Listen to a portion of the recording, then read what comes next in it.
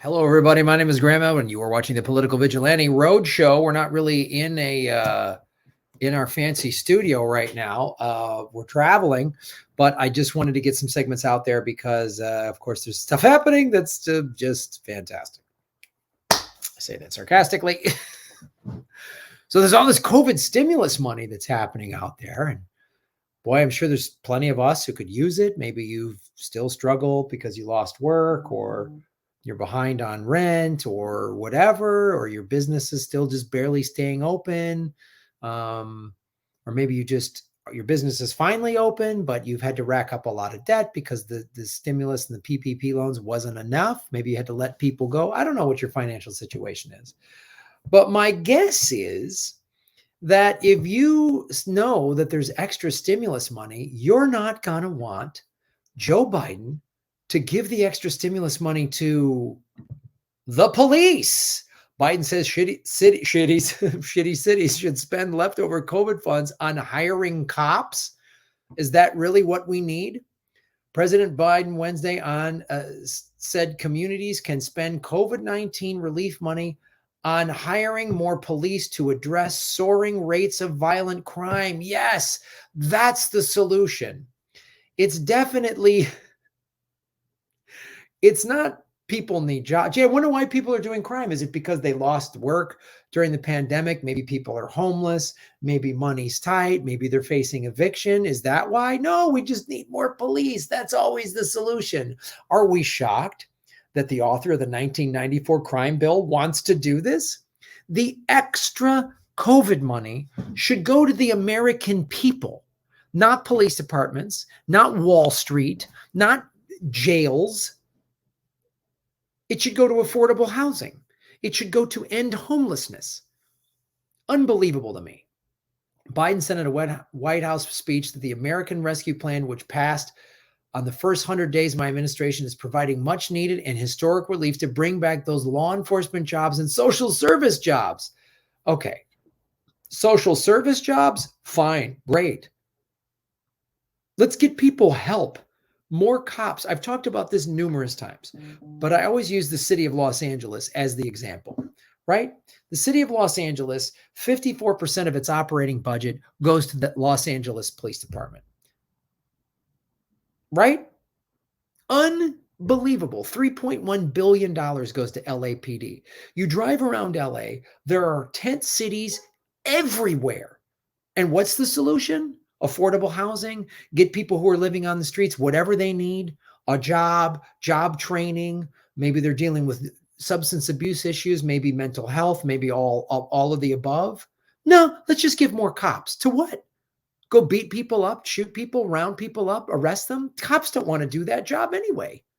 Cops should be doing actual real police work. If we give people jobs and money, crime always goes up during a recession. It always has happened. That's the beauty of capitalism, why capitalism is so great. Recessions are built into capitalism. And here we are.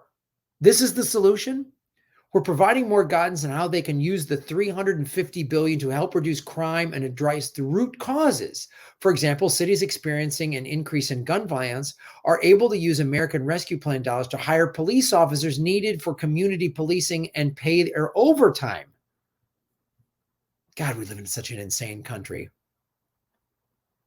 Biden believes some cities cut funding for police due to pandemic-related budget woes. He didn't mention a push by fellow Democrats to defund the police following the May 2020 murder of George Floyd by Minneapolis cop Derek Chauvin. Biden said violence spiked since the start of the pandemic over a year ago because people have lost their jobs. So this is the dumb system in America. So we pulled back our policing and the liberals called for defunding the police. And now here we go. Crime's going wild. Well, defund the police. Every reasonable defund the police plan it's not defunding the police. It's reallocating the money rather than just give the money for cops and military grade weapons. We give it to social services to help the problems that create crime, which are poverty, which are injustice, which is lack of education. So if you just defund the police and then don't put any of that extra money into any sort of social services or education or anything like that, then yeah, crime's going to go up. And then they're going to just go, well, I guess we need more cops. See what happens when the liberals get their way? It's so stupid, but it's probably by design. Just like on a foreign policy level, we sanction countries and create problems so that we help destabilize regions throughout the world to make them so that we go, oh, I guess we got to bring our military in there again. It's the same thing. We just pull back funding for the police and don't put any new funding into anything else. So then crime goes up and we say, oh, more cops. That's always the solution, just more cops. Joe Biden, this idiot, this old idiot right here, could clearly, one of the things that would help the economy, he could do student debt forgiveness. 85% of all student debt is backed by the federal government. He could just forgive it. You don't have to pay. I know people paying $300, $400, $500, $600 a month or more. What if you had a $500 student loan and the government said you don't have to pay that anymore? That would go back into the economy. Other countries in Western Europe, college is just free or next to nothing. He could do this. How is he? The Republicans wouldn't do it. He wouldn't do it. Who's going to do this? We discussed historic funding for states, cities, and counties and tribes for law enforcement and crime prevention. What does crime prevention mean? Give people jobs. Give people an education. Give people affordable housing. You know how many working homeless we have in this country? People with full-time jobs who can't afford an apartment, especially in an expensive city like San Francisco or Los Angeles or New York. People working 2-3 jobs and still can't afford a place to live. The developers are doing great. You know how they not only had to fight the pandemic, they also had to deal with an economic crisis that has decimated their budgets, forced them to cut essential services, including law enforcement and social services. Yeah, and you gave a lot of money to Wall Street, Joe. So did the Democrats and the Republicans. When Trump was in office, the Republicans and the Democrats, both parties gave most of the stimulus money, the CARES Act, Build Back Better. So much of it went to big corporations and Wall Street and CEOs. They got to forgive their debt. The PPP loans to big corporations, it's all forgivable. But small businesses, it's not forgivable?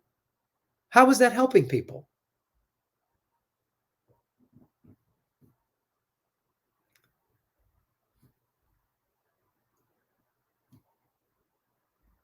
Zero tolerance for rogue gun dealers. That's not going to do anything. Just more stupid two-party system. They kick this dumb political footballs back and forth, and whichever dumb corrupt party is in charge of the dumb Congress and the morons in the Senate, and whatever idiot Republican or idiot Democrat gets in the White House, they'll just ruin everything. So this is not going to help anybody. This is more crap. Murders increased about 25% in 2020. New York City's murder rate soared 44%. Shootings were up 97%. Burglaries 42%. Car thefts 67%. Los Angeles, nation's second largest city, had a 36% increase in murders last year. As of mid-June, the number of murders compared to the same period in 2020 were up 22%. Car thefts are up 12%. It's unreal. The Trump administration deployed federal agents to major cities to shore up local police forces overwhelmed by crime.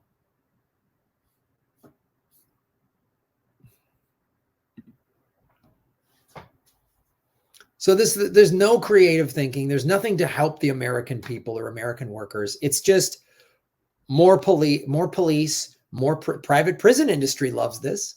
The private prison industry gives a lot of money to both political parties. Police departments usually get blank checks, just like the defense contractors get.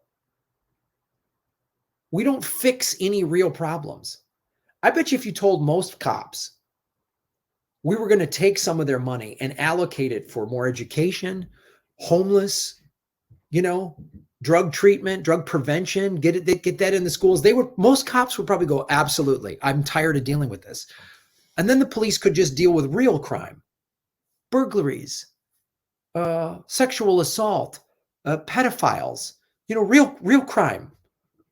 I don't know, maybe prosecute some corrupt bankers or CEOs or Wall Street, or do real investigative stuff.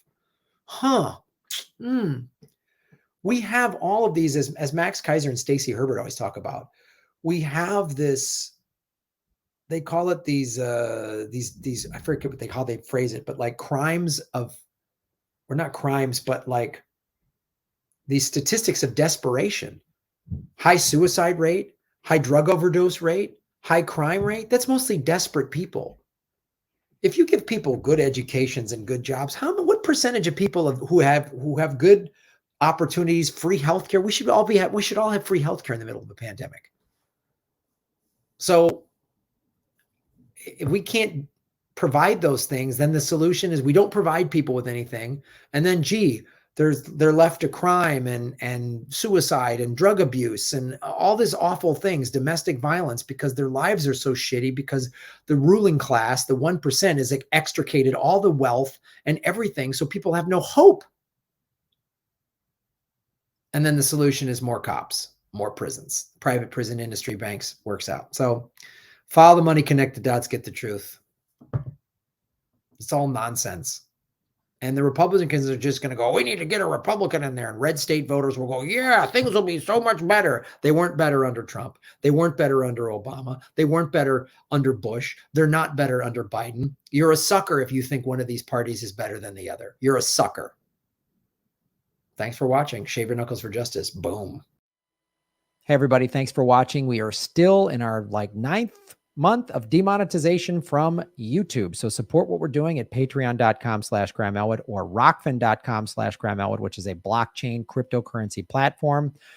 It's free to sign up, and there's a premium level at $10 a month. And for that, you get everybody on the platform's premium content. Myself, Lee Camp, Ron Placone, Jimmy Dore, Whitney Webb, Kim Iverson, Abby Martin, and many, many others.